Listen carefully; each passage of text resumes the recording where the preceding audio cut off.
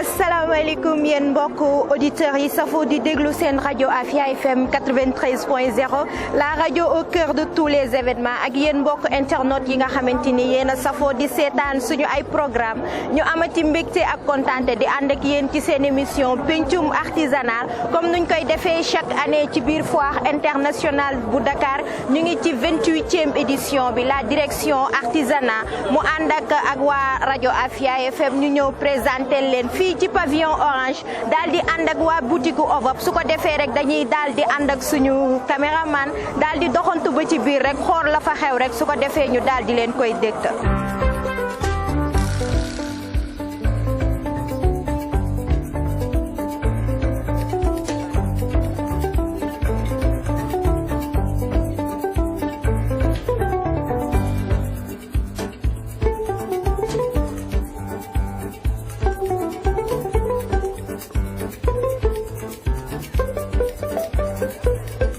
nag yéen mbokku auditeurs yi nga xamante ni yéen a ñuy déglu fii ci boutique gu Ovop bi ñu ñëw fekk fii lu extraordinaire ñu koy gis souvent ci saaku pomme de terre ñu jël ko transformé ko mais bëggoon naa xam saaku pomme de terre yi lan lañ leen di doy. saaku pomme de terre xam nga Sénégal moom dañ daan jënd pomme de terre soo paree nga jël ko sànni ko ci poubelle yàlla nag may ñu ci nag don boo xam ne yàlla may nañu ko ci dañuy dem ci bitig yi di ramasser bu ñu jaay ba pare dañuy jaay seen saag yi dugg ci biir kër yi pour jënd sa saak pomme de terre njëriñoo ko au lieu que nga sànni saak bi nga jaay ñu ko moom la ñuy jël dindi ko defar ko mu normal fóot ba mu set daal di cuub. suñ cuubee ba pare dañ ciy defar nag lu ne dañ ciy def ay napp lii nga gis nii ay napp la nappe de table xam nga lii c'est original ba pare coton 100% la doo ko gis fenn en même temps ay sac tam ñi dañ ciy defar tam ay sac yi defar lañ ciy defar lépp récupération bi waaw. lépp ci récupération bi ba pare dañ ciy def tam ay porte-monnaie lépp lañ ciy defar vraiment daal bu njëkk ba moom nit ñi xamuñu woon ni mais ñun ñu ngi ciy sant suñu bopp bu baax a baax a baax a baax vraiment. comme gis ngeen ni clients yi ñu ngi ñëw di ko jënd. bien sûr mais nag récupération nag lii suñu problème ñun sénégalais surtout damay généraliser africain yi ñun xamuñu njëriñam lii nag ñun wax dëgg neex yàlla tubaab yi waa France yi américains yi ñoom ñoo koy gën a jënd ci ñun ndax ñoom ñoo gën a xam valeur bi. waaw maa njëg li cher. non cherul lii nappe de table 1000 francs rek lay jar 1000 francs lay jar saag yi 6000 lay jar porte-monnaie 1000 francs lay jar cherul waaw. lii nag ñu gis ne lii nag sëru dënk lii ay sër la sër yi dañ koy ràbb mais c'est 100% coton dañuy jël ay ràbbkat ñoo xam ne ñoom loolu rek mooy seen liggéey fay leen jënd coton bi ñoom ñoo koy ràbb waaw par métrage lañ koy jaay mën na yére mën na nappe de table mën na loo bëgg pochette ak saag ak lépp. yëpp ni ay coton la ci loxo lañ ko liggéeyee.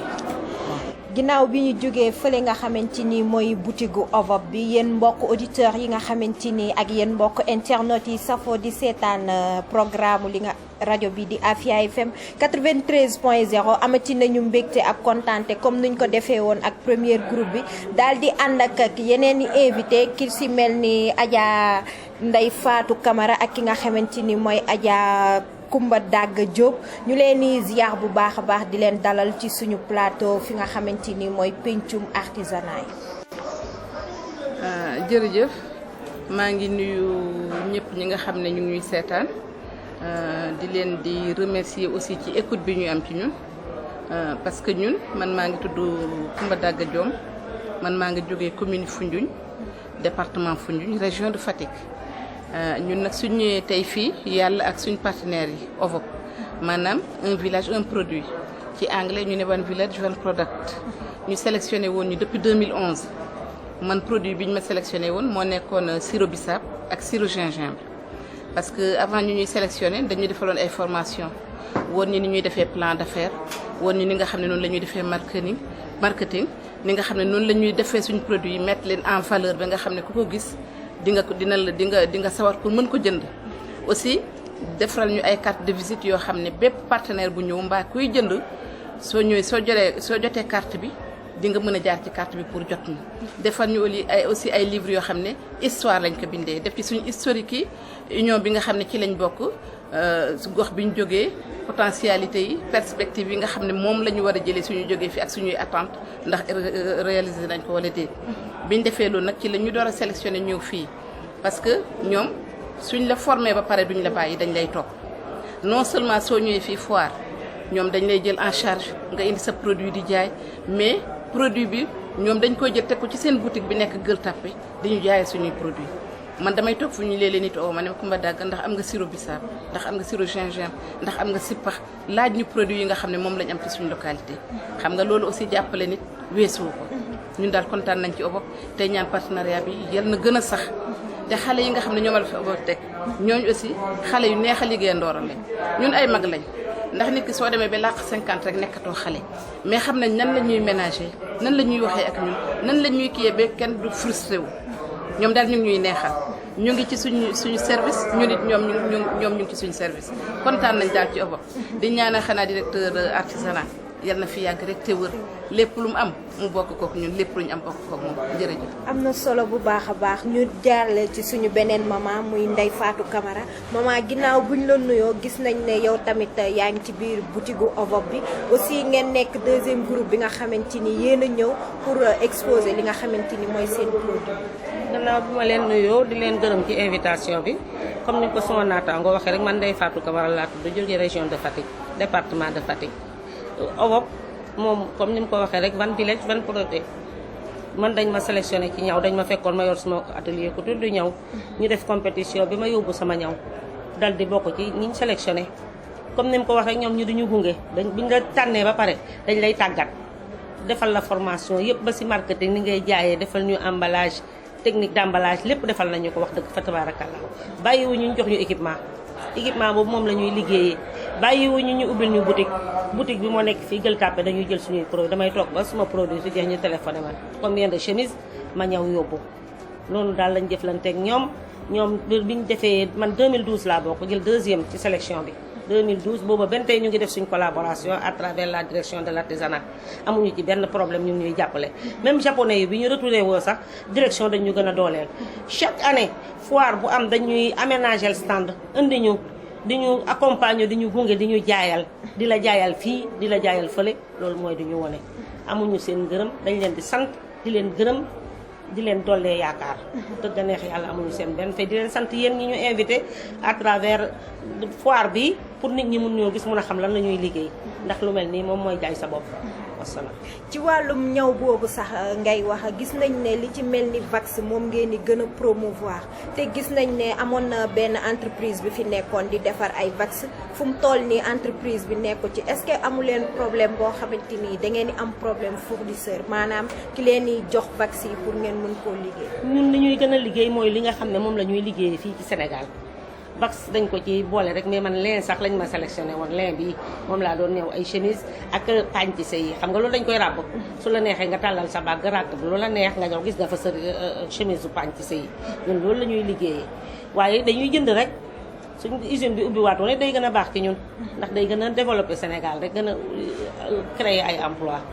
waaw loolu tam lu baax la waaye ñun li ñuy liggéey dañ koy am fi ñu toog sur le marché dañ koy mun a am donc amuñu benn jafe-jafe wax dëgg neex yàlla ñu ngi ñuy jàppale di ñu dimbale di ñu gunge bàyyiwuñ ñu benn tey depuis 2012 benn tey. am na solo bu ñu waxee consommation locale maanaam ñi nga xamante ni ñoo dëkk ci réew mi ñoom ñoo war a jëfandikoo li nga xamante ni doomu réew mi ñoo koy liggéey yow sànq maa ngi lay dégg ci sa biir yi wax ngeen ne da ngeen di transformer li nga xamante ni comme ay fruits la ngeen koy def ay sirop est-ce que doo leen am problème comme ni ma laajtee maman Ndeye rek laa lay laaj doo leen am problème fournisseur. non duñu am problème fournisseur parce que xam nga ñun dañ jógee ci ay union am union yoo xam ne dañuy béy bisaab am union yoo xam ne ñu ngi transformé lépp luñ soxla daal ñun ci suñu bopp ñu ne leen ñoo koy jaayante ba tax na daal amuñ benn problème fi mu nekk ni ñu ngi wut marché sax par rapport ak bisaab bi am na benn tubaab bu fi jaar démb ne moom dafa bugg daal pour ku koy fournir bisaab léegi nag boole nañ ko ak GIE bi nga xam ne ñoom dañuy jaay bisaab ñoom dañu am ay tool yu mag xam nga ñun fu ñu amuñ suuf ñun géej gi lañ am moo tax produit halieutique ci la ñuy gën a sawar mais soo seetloo région bi Fatick waa Gossas dañuy béy bisaab même waa département Fatick dañuy béy bisaab lu bëree bëri moo tax lu ñu soxla te xam nga Foundiougne Fatick 22 kilomètres la day yomb pour ñu jàllante produit bi daal amuñ ci benn jafe-jafe vraiment waaw. di rappeler mbokk auditeurs yi nga xamante ni yéen a ñuy déglu yéen a ngi déglu seen émission Pencum Artisanat fii ci foire internationale bu Dakar ñu nekk ci 28e édition bi nekk aussi en partenariat avec direction wu artisanat mi nga xamante ni dafa regrouper 120 artisans yi nga xamante ni ci wàllum consommation locale la ñuy dox mais aussi bu ñu ñëwee ci un village un produit est-ce que mën nga ñu revenir raatal ci histoire bi. waaw dinaa ci sawar parce que xam nga ñun dañ nekk union communale des femmes de Foundiougne biñ bokkee ci union bi commune bi ñu bokk ci fédération départementale immédiatement ñu bokk fédération régionale bokk fédération nationale des groupements féminins léegi ci lañ jaar am ay ouverture maanaam par rapport ak partenariat bi ndax ñun partenaire bi njëkk a mooy ActionAid moo ñu lancé ci lañ ñu xamee parce que bi OVOP ñëwee ñu war a dem pour dem sélection ActionAid moo ñu financé woon ñu jënd ay produits defar biñ demee ñu sélectionné ñu jàll maanaam dañuy gërëm ActionAid mais di gërëm OVOP parce que tey suñu fekkoon amuñ benn activité kon duñu mën a sélectionné kon su fekkee ñuy liggéey ActionAid benn activité suñu OVOP sélectionné duñ fàtte ka nga xam ne fa lañ jaar bi yegg si fii OVOP nag moom comme ni ma la ko waxee rek xam nga ñun ñu bëri lañ woon nekkoon nañ plus de 100 dem en compétition soo demee yow ba nga bokk ci ñu ne ñi ñooy excellent 2011 excellent yi 5 la ñuy doon ñun ñu génn nekk 2e ci 2011 jógee fu ñu ñëw ñu équipé ñu jox ñu congélateur jox ñu machine buy wol jinjeer jox ñu groupe électrogène bu mag a mag a mag jox ñu ay kii emballage moom daal dañ ñu équipé te macha allah léegi nag ci lañ door a ñëw fii ci foire bu ne dañuy invité ñu ñëw ñu ngi ak suñu ay carte visite ñoom suñu ñëwee même sa carte su jeexee ñoom dañ lay jox carte yi dinañ la jox ay sac dinañ la jox ay yoo xam ne day rendre visible li nga xam ne mooy ci la ñuy yëngu daal te loolu yëpp soo seetloo foo jaaxlee soo leen wooyee ñoom ñu wëllul la gis nga su foire jege see dañ ñu naan yéen da ngeen di ñëw foire 3 groupes lay doon 2e groupe nga bokk su ko defee yow nga préparé ñu ne la kañ la ñu ne la yow yaa ñëw du 12 au 17 nga préparé say produits ñëw soo ñëwee da ngay fekk ñu defal la yëpp su ngoon jotee suñuy wàcc suñu produit ñoom ñoo ñu koy assuré sécurité bi ak yëpp OVOP daal ñoom ca kaw ca kanam rek bëgg ci ñoom bëgg ci yéen ñi tamit parce que yéen xam nga yéen su fekkee ne yéen ay def suñu promotion ku ñu tey xam nga ku ko gis xëy na ci net bi mbaa nga dégluñu ci rajo bi dañ ne ah Coumba Daga de dem na Afia man Afia mës nañ ma invité mais boobu beneen groupe laa ñëwaloon ñëw ma woon ci 2e groupe 1er groupe laa ñëwal ba ñu invité yi tamit ba ma demee ñu bëri dañ ma doon sargal parce que su ma yeboon jaay ngeen ñu daal tax ngeen nit ñi gën ñu xam merci. comme nuñ koy waxee askan bee ñu tax a jóg ba tax na lépp loo xamante ni askan bi da ciy dox rek ñun dañ ciy dee di takk ripp moment tey moo nekk seen dernier jour fii ci biir foire bi est-ce que ba ngeen ñëwee ba tey gis ngeen rendement ci li nga xamante ni clients yi maanaam ñu ngi ñëw di jënd gis ngeen seen bopp daal ci foire bi. sant yàlla bu baax julli ci yonent bi sallallahu alayhi wa sallam ñu ngi jaay ñu ngi am ay contact ña jëndoon daaw booy jënd da ngay jënd lu baax dellu si dañuy am commande même en dehors de la foire dañuy woo ne ma chemise sàngam da yaa ma ko jaayoon tout récemment rek am na ku ma woon ne ma 6 chemise laa bëgg nga jaay ma ndax yaa ma ko jaayoon tissu boobu nga fa fekk noonu ndax dama koy jëlee Maroc di ko indi ndax dama koy sol depuis 2012 ba nga ni si chemise bi yàqu woon kon defal ma ci 6 kon loolu kay wax dëgg neex yàlla sant yàlla la ñu ngi gërëm waa Europe di gërëm nag direction de l'artisanat son directeur jàppale nañ ñu xale yi ñu booleel tubaar kàlla dañuy jàppale di ñu dimbale di ñu gunge di ñu utal client li gën a jafe ci doomu aadama ñàkk ki ñaan lool di man nag damay gërëm waa chambre des métiers bu Fatick ndax su ma OVOP xamee yàlla ak ñoom la ndax dama yore sama GIE bopp sopp na bi ñoom ñoo ma boole ma compétir ba egg fi ma yegg jël deuxième génération 2012 kon damay gërëm suma président chambre di gërëm ñëpp di leen sant personnel technique bi muy àndal encadrement bi ñoom ñëpp ñoo ñu jàppale ndax lii dañ la ciy gunge pour nga mun cee génn il faut ñu gunge la ci te nga xereñ gërëm waa OVOP nag ndax ñoom ñoo ma équipé dama amoon machine simple ñoo ma jox machine VU bu baax marque bu baax jox ma surfileuse nga xam ne ñëw finition la may circuler di ci def prestation de service ndax ku am atelier te amuloo circuleuse dangay ñëw ma di circuler kon aw ma seen fay yal na leen yàlla fay di leen gërëm di leen sant di leen gërëm yéen ñii ndax kuy liggéey da nga bëgg a siiw te yéen a ñuy siiwal kon dañuy sant yàlla di leen gërëm di leen sant di ñaan yàlla déwén yàlla nañ ko fekkee jàmm ñu dellu si ci plateau bi ñëwee neneen na dul nii. amiin nekk na loo xamante ni lu am solo la comme ni ko ñëpp di ñaanee ba tax na xam naa ci question di yu mujj yi la ñuy jëm comme gisoon nañ ne ñun suñu ay maam maanaam man suñu ay maam ñoo nekkoon ci projet yi ba tey yéen ngeen ñëw wàllu leen est-ce que dañ leen di jàngal affaire gestion maanaam boo leen jaayee mën ngeen am rendement lii ngeen yóbbu ko kër ga lii ngeen mën koo denc ba am na yeneen projet yoo xamante ni à l'avenir mën ngeen ko cee faj. xam nga ñun soo seetloo comme ni nga ko waxee léegi suñu yaay yi dañ dem léegi ñun ñuy préparer jeunesse bi nga xam ne ñoo war a topp ci ñun ndax soo ñëwee indi sa produit même su jeexul ak yeneen région yi dañuy def trop par exemple man su ma indee sama produit halieutique su ma gisee waa Kédougou mbala waa Tamba mën naa leen ko jox ñoom ñu jox ma miel mbaa loo xam ne soxla naa ko te gis nga kii OVOP c'est un partenariat tripartite soo seetloo fédération groupement yi chambre des métiers direction de l'artisanat mu nekk 3 entités yoo xam ne ñoom ñoo daje pour mën ñu suqali wax dëgg yàlla daal macha allah man daal gis naa ci sama bopp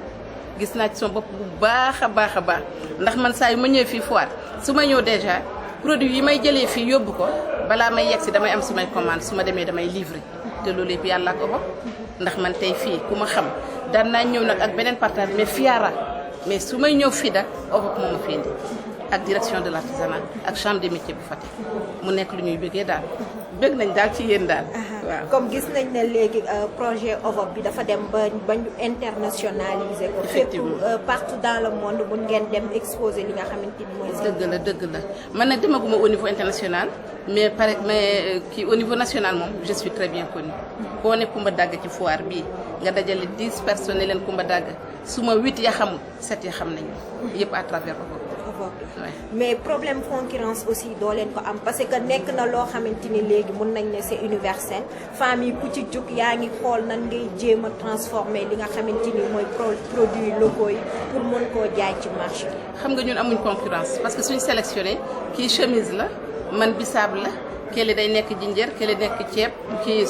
dugub kële nekk cere ainsi de suite ku ci nekk daal comme ni ñu ko waxee un village un produit. ku ci nekk da ngay indi un produit du bokk ak kii concurrence bi transformation bi c'est vrai bëri na surtout les sirops bëri na trop mais tout dépend de la qualité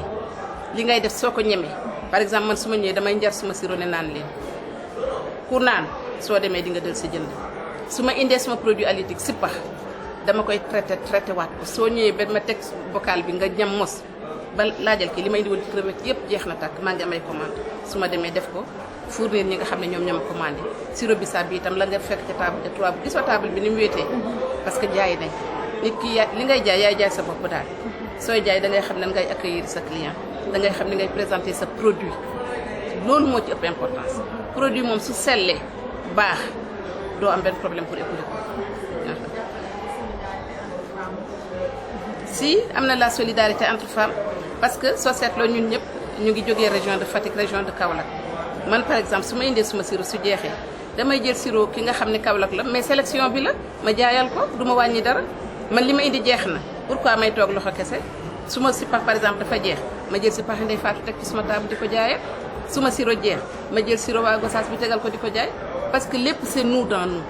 amul concurrence suñu diggante vraiment. maanaam yéen a ngi jàppalante. ñu ngi jàppalante vraiment y a une solidarité agissante entre nous. waaw ñun daal famille lañu ndax fi mu ne nii kii tey jii bu xewlee sax man damay dem ka nekk Gossas naka noonu suñuy añi ñooy ànd ñooy bokk lépp dañuy dimbalante damay toll fële soxla dara mu ne ma am na suma dëkk fa la gën a yombee mu jëndal ma loolu yëpp ci jàppalante rek la ñun daal wax dëgg neex yàlla ca kaw ca kanam rek ñu ngi sant yàlla bu baax di leen gërëm di leen sant di leen doolee yaakaar ndax mbir mi daal neex na ah góor ñi dañuy jàppale suñuy càmme man ci wan xam nga chemise góor a koy sol ñooy suma client potentiel ñoo koy jënd ndax ku ma jaay ren bu déwénee di nga jënd ndax damay jaay lu baax damay ñaw wax naa leen ne ñaw finition la mooy surfileuse bi nga xam ne moom laa leen diisoon ñu financé ma ko jox ma ko ma teg ko ba pare tekki di ci def prestation de service ñi dul woon ñëw di surfiler dañuy surfiler ndax won naa leen yoon wi kenn ku nekk bëggoon naa nekk fi ma nekk kon boo lañ yàlla jàppalee ba boole la ak ñu baax ba ñu dimbale la nga ba toog foofa da nga leen di gërëm di leen sant ndax exemple la foofu ndax ñun tey retraite rek moo ñu dese te ndaw yi nekk ci suñu gannaaw ñu ngi fekk dañ atelier ba am na ay apprenti ñooñu dañu bëgg ñu mel ni ñun wala ñu sut ñu jàppale leen kon dañuy créer ay emploi loolu ci bëggu chef de l'état la ndax dafa bëgg ñu créer emploi te ci région la ñu dëkk bëgguñu mu des gannaaw dañoo bëgg bu ëllëgee ci si biir suñu relève ñoom ñu assuré ko muy relève bu baax ndax mag bu baaxee bu bàyyee xale day baax. day baax gis comme ni nga ko waxee rek gis naa ni aussi yéen a ngi impliqué jeunes yi ci li nga xamante ni yéen a ngi koy liggéey même ci biir boutique yi dañuy dem fekk xale yi sax en général ñooy toog ci table yi di leen jaayal mu nekk initiative boo xamante ni tey képp koo xamante ni maanaam yaa ngi ci liggéey. am xale sa ndaw mun nga koo encourager moom tam mu am fitu doo jël relève bi demain nekk na loo xamante ne lu rafet la mais aussi suñu revenir raté tuuti rek balaa ñoo jeexal ci seen wàllum produit yi consommation locale la ñu wax te en général sénégalais yi comme sama genre yi ñoom am nañu rëy jënd li nga xamante ni fii lañ koy defaree. waaye nag ñu ngi yeewu de ñu ngi jënd consommer local boobu fi mu nekk di nekkatul slogan rek. léegi ñoom ñu ngi koy jëfee xam nga kii laaj na sànq ndax góor ñeeg ñuy jàppale xam nga suñu ay borom kër suñu ay doom suñu ay càmmeñ ku jógee fële ca kaw soo ñëwee rek fekk sa famille fii Dakar xam nga dañuy sot surtout ñun séeréer moom li séeréer naan ngoojoojo maajoojo ay séeréero ligum foo nekk dañ lay sotle ñun suñu indee suñu nekk Mbadaka nga foire ñoom dañuy ñëw jënd suma ay produit seen ay dëkkandoo ñëw jënd produit yi ba tax na amuñ problème te mënuñoo am problème sax parce que li tax man la mënuñoo am problème xam nga Ndeye Fatou Camara wax na ko léegi famille la dañuy demlante dañuy fekkalante man fu ñu laa dëkk mais maa nga dem mbokki Fatick suñuy dem Nimzaat maa ngi ñoom ñooy ànd ba Fatick ak waa Foundiougne pour wan la ne rek ni nga xam ne Europe bi indi na ko bi duggulante boobu gën a sax xale yi nga xam ne ñoo topp suñu gannaaw ñun suñu unité ay xale ñoo fay liggéey man damay superviser suñ ne foire xale yi defar ba mu baax embalel ma defal ma étiquette ma ñëw teg ñoom ñu des fa di liggéey di satisfaire commande bi nga xam ne moom la ñu am sama gannaaw la relève assurée ñun xam naa d'ici 2 ans ñun dinañ dem retraite comme ni ko Ndeye Fatou dañ war a retraité parce que dañ sonn te dañ jublu mag fi mu nekk loolu la. comme unité yi lépp ngeen structuré maanaam ku nekk dafa am fonction boo xamante ni ñu ngi koy liggéey. mooy comme ni ma la waxee rek xam nga suñu ne union communale mu ngi regroupé ay groupement union boobu bokk ci fédération départementale bokk régionale bokk nationale on est très bien structuré léegi nag ba tax na ña nga xam ne ñoo fi nekkoon 87 ñooñu dem nañ ña nopp te ñoom dem nañ ñun itamit on est appelé à partir pour bàyyi suñu ay doom suñ fi desee yal nañ gudd fan te ànd wër mën a gunge xale yi fu ñu xawee am tuuti problème ñëw ci ñoom ñu redressé leen loolu daal moo ñu desee man xam naa fi ak 2 ans du ma mën a tey ñëw foofu xanaa pour ñëw si visiter jënd la may jënd dem suma yoon mais xale yi ñooy bëgg di ñëw di jaay. maman la mooy sa dernier. xanaa sant leen rek gërëm leen yéen ñi ñu siiwal ndax yéen a tax ñu di ñu dégg fi mu ne nii tey jii boo génnee rek ku nekk ne la ku ubbi rajo bi rek dina la dégg naa la ci rajo bi sa wax rafet na wala sa jëf rafet na kon di leen sant di leen gërëm ministère de l'artisanat à travers son directeur président chambre des métiers yi consulaire ñu ngi ñëw man dama ñëw exposé fa la région de Fatick nekk présidente commission foire indi artisan yi ñu exposé ko produit yëpp la ñu indi lépp loo xam ne dañ koy may di in Fatick daal indi nañu ko te ñu ngi ciy gis suñu bopp bu baax di ñaan yàlla yal nañ ko téewee ay déwéni déwén te mu gën a rafet suñu màggetee suñu remplace day jafe. comme bénéfice bi dugg na. bénéfice bi dugg na. alhamdulilah rabbil alamin sant nañu yàlla bu baax a baax a baax te ñu ngi tàggat ay waaw ñoom seetuñ ñun li ñuy jaay di def suñu poche ñoom la leen war ci ñun seen prise en charge dañ ñu koy jox ba mu mat sëkk. luñ jaay nag ñun ñoo ko moom dugal ci suñu pochette yi. dugg ci foire bi luñ mën a jënd jaay wax ñu jënd ay femmes d'affaires lañ daal en quelque sorte. voilà. comme lan mooy sa dernier mot. suma dernier moom mooy ma leen di remercier ma fille parce que jàmm ji bëri na démb jaar ngeen fa tey ñëwaat ngeen fekk ñu añi nga del si waat jël si ni te mënoon na ñàkk may ngeen ñu seen temps déglu ngeen ñu di ngeen ñu siiwal di ngeen ñu gën a jaar dëgg la siiwoon nañ mais da ngeen ñu yokk siiwal parce que net bi léegi kenn moomu ko ñi nga xam ne jànguñ sax dañuy dugg ci net bi duñu leen di wax ne lii ak lii ak lii parce que tey koo xam ne gis na photo Coumba Daga su demee ni man de gis naa Coumba Daga gis naa ko maa dégg la mu wax na lii wax na leen loolu lan moo ko ëpp ah parce que da ngeen ñuy jaay en quelque sorte et dans le bon sens kontaan nañ ci yéen di gërëm waa Owo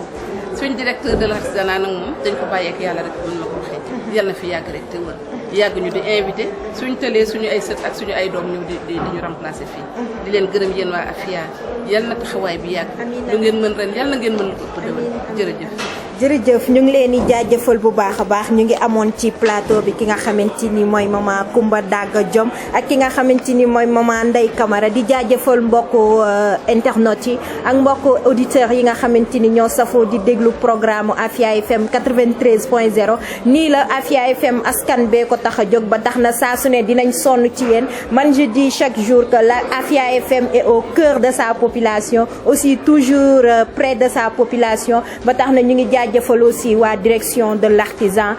l'artisanat surtout le directeur Matar Diakhaté moom tam ñu koy jaajëfal bu baax a baax ak équipe bu OVOP bi yëpp ñoom tamit ñu ngi leen di jaajëfal ndax ñooñu faciliter li nga xamante ni mooy liggéey bi di leen wax rek dinañ ñëwaat ci beneeni groupe ci semaine bi ñu jëm incha allah may jaajëfal sama caméraman ak sama réalisatrice di leen jox dig daje rek semaine prochaine incha allah